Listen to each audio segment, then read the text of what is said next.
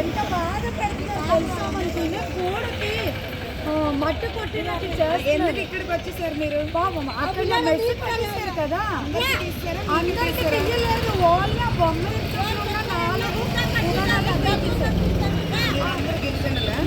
గిరిజనులే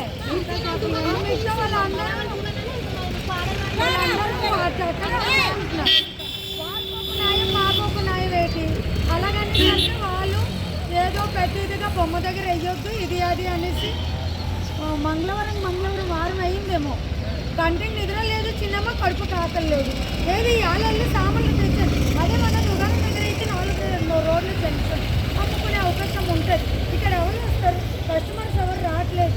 అలానే రైతు బజారుకుంటే అందరు పొలమని రోడ్ల మీద ఒక అమ్ముకుంటుంటే ఓన్లీ చిన్న నేను 3-4 షాపులు ఉన్నాయి అంతే. అక్కడ ఎవరు వస్తారమ్మా చెప్పు ఒకసారి. అంటే ఏజెన్సీ వాళ్ళంటే అంత లోపం అన్నమాట. వాళ్ళు టార్గెట్ వేసిందంతా ట్రైబుల్కే. మనకైతే వెనకల్లో తొక్కి పారేసేస్తున్నారు. మాట్లాడి మా తరపుని వాదించే వాళ్ళు ఎవరు లేరు. చాలా పెద్ద గొడవలు అవుతున్నాయి. అక్కడ చాలా పెద్ద గొడవలు కాదు. మాధవదన కుమారమ్మ మీకు తిట్టారా? అంటే షాప్ ఉందా ఆ లైన్లో ఆ గొల్లకుమారిను వాళ్ళ తెలకొల్లు 2 షాపులు కట్టారు. ఈ 5 రైతు బజార్ 2 షాపులు కట్టలేదనేసి ఆ గొల్లకుమారి కొడుకు గొడవెట్టాడు. మొత్తం ప్రతి దానికి ఎందుకు చిన్నమ్మ మేము దూరడం మాట్లాడడం. మీ ప్రాబ్లం చెప్పండి. మా ప్రాబ్లం అంటే మా దుకాణాలు మాకు ఇవ్వాలి. ఉంటే అందరు ఒక్క దగ్గర ఉండాలి, లేదంటే అందరు మమ్మల్ని కూడా రోడ్డు మీద వదిలేదు.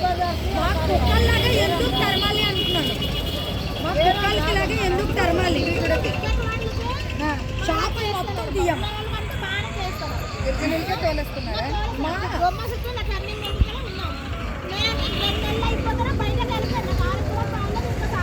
వెనకాల జరిగి వేసుకోమంటే మనకు ప్లేస్ కూడా ఉంది.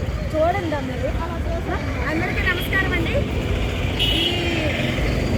మన గిరిజనులు రోడ్డు మీద చిన్న చిరు వ్యాపారాలు చేసుకుంటూ జీవనోపాధి చెందుతున్నారు.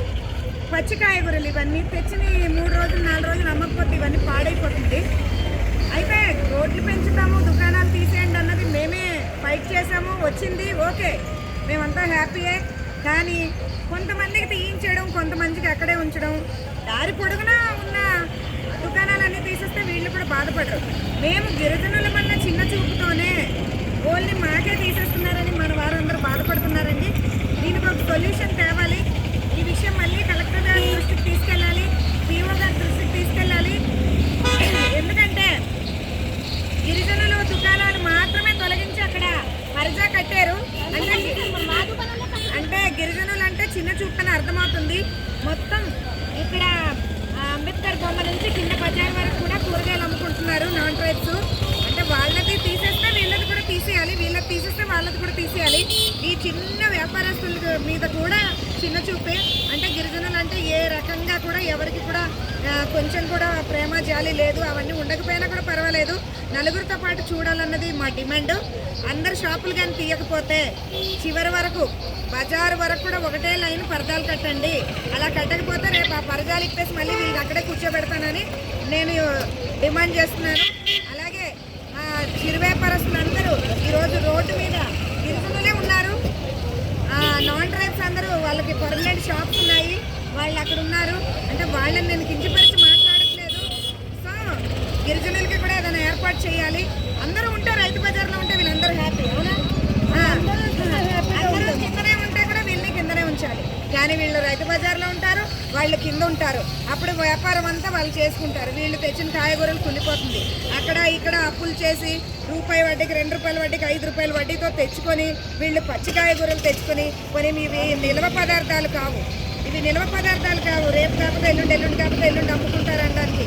ఇవి 3 రోజుల్లో పాడైపోతుంది. ఇప్పుడైతే సమ్మర్ వచ్చేసింది, ఈ వేడికి మరీ పాడైపోతుంది. కాబట్టి దీనికి తగిన నిర్ణయం తీసుకోవాలి. వందే మాత్రం శ్రీని తమ్ముడు, మీరు రోడ్ల గురించి ఎక్కువ ఫైట్ చేస్తూ ఉంటారు. మీరు కూడా దీని మీద ఒకసారి దృష్టి చేయాలి. అలాగే మనం అందరూ కలిసి కూడా దీనికి సంబంధిత ఆఫీసర్ల చోటికి కూడా మనం తీసుకెళ్ళాలి. మన గిరిజనులకి మనం న్యాయం చేయాలన్నది నా కోరిక. విత్ ఎలా